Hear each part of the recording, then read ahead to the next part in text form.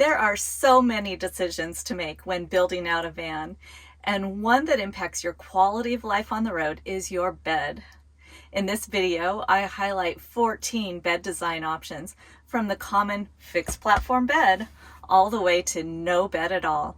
So if you're in the planning stages of your van build, this video is for you.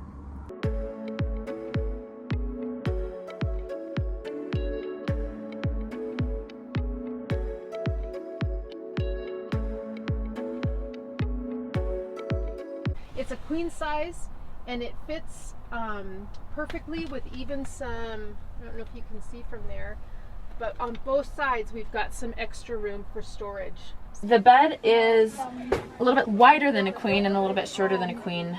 I want to say the dimensions, but I don't remember them and I don't want to be wrong. It's so long ago, but I can sleep both ways if I want. I'm about 5'5", 5'6", and I can sleep both ways. Diagonally is especially comfortable. And then whenever you're ready to sleep, with the Flarespaces in this particular build, then you can sleep side to side on a full-size bed. But even in a 144, you could still get a queen-size bed side to side and have this flip-up kit that would give you all this counter space to use. Here's a simple bed design that was built for a family. The parents sleep in the bed that lifts to the ceiling during the day when it's not in use. And he just uses simple 4x4 blocks to hold the bed up at the ceiling. And then to remove it, they just remove the blocks and use the pulley to pull it down into place. This gives them lots of sitting space during the day when the bed isn't in use.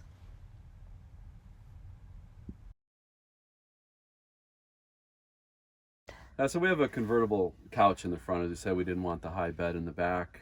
We wanted to have this open kind of style where you can walk through. So we just use a basic platform, sliding platform made out of wood.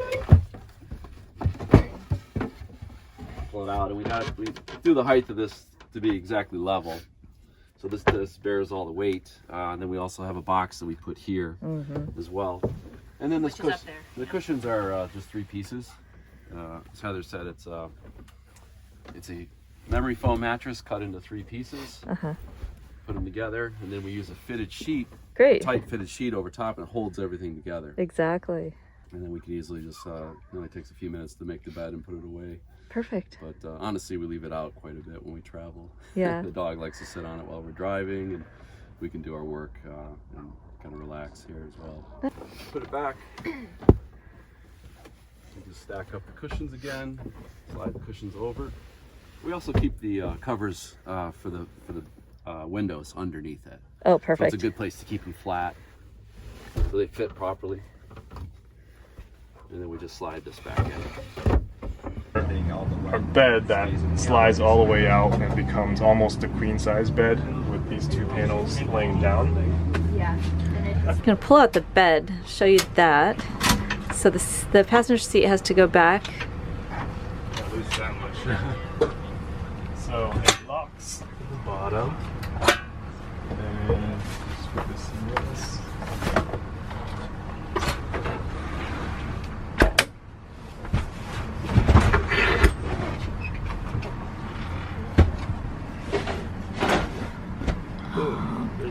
Normally our bedding is up here and we just throw it on. So it does, the downside of this is that we have to make the bed every time we want to sleep, but we got that down to about 45 seconds, so as long as we can spare that, then it's worked out pretty well. Just a reach. And a coin somewhere.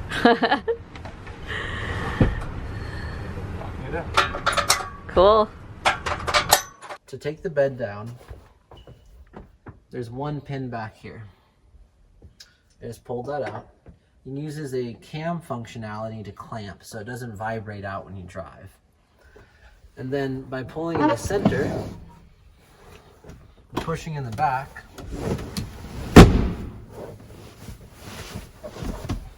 the bed comes down, and that's it.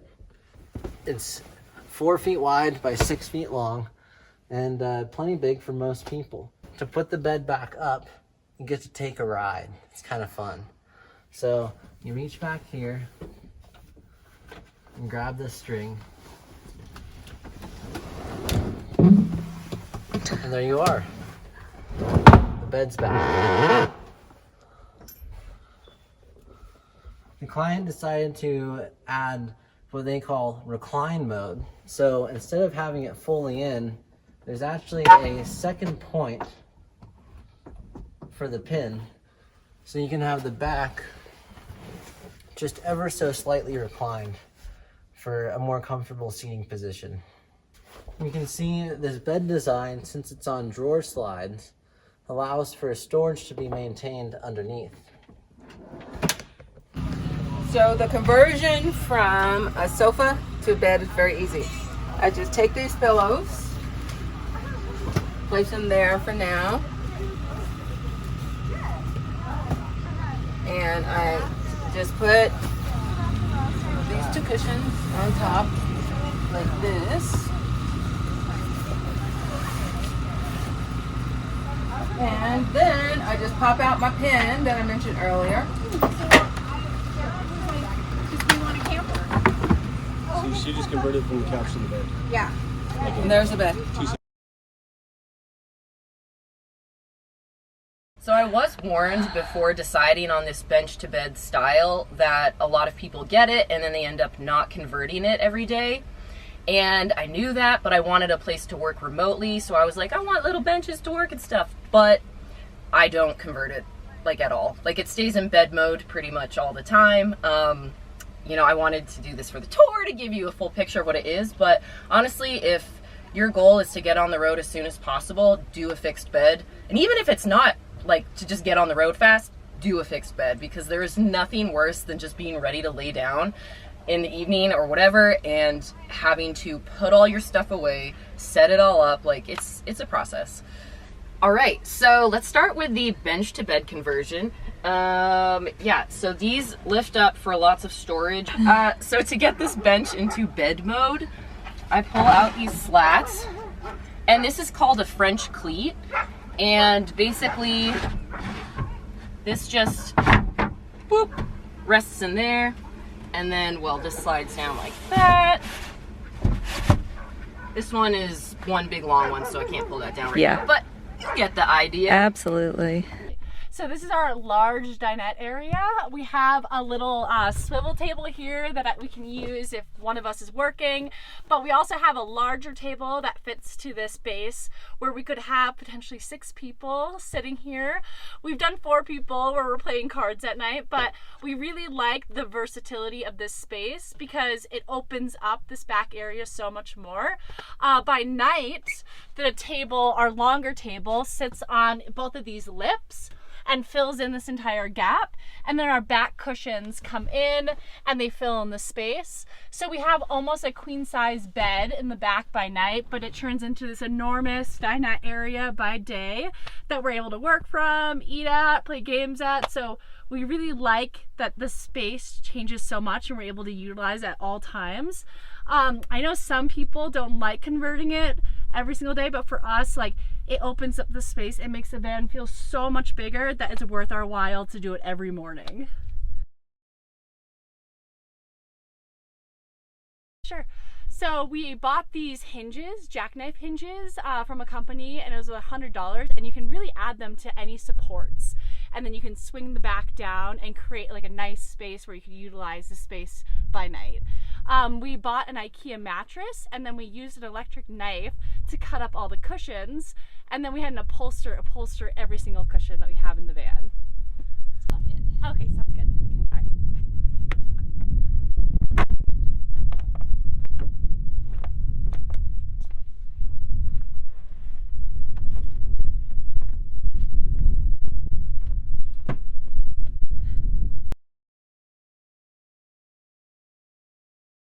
That's where I keep my shoes. Mm-hmm. And then this is just pots and pans. Oh, got it. And that, there used to be another door there, and then there's a hole in the back side where she could go in and out, and that was her little Nice. her little bathroom.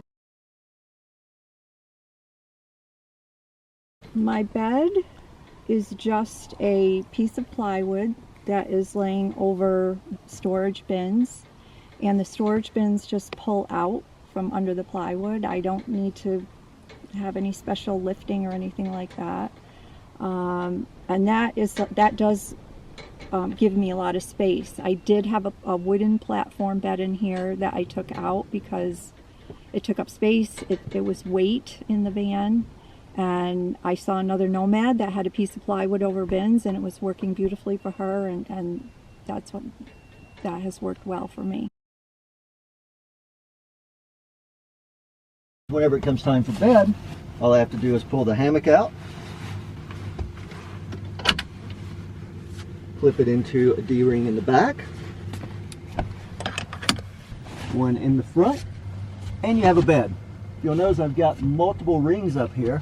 Actually allows me to put one hammock on this side, and I can sleep a second hammock on this side, which I've done many times when I've had friends coming to visit. And when you back the motorcycle in, the front wheel's here, handlebars are here, low point in the seat is here, which means with the motorcycle sitting down the middle, you can still get into the hammock, swing right here, and be above the motorcycle. This allows you the ability to at least be able to sleep in here without having to unload everything. A little tight and a little cramped, but you can still do so. If you found this video helpful, please share it. And if you'd like to see more van and rig tours, van life tips, and other information to help women get on the road, hit subscribe and ring that notification bell so you don't miss any upcoming videos. Your thoughtful comments really do help others find these videos. And if you'd like to join in deeper conversation, join our Facebook group, Gal Adventurers. This is Joni with the Galavan. Enjoy your journey.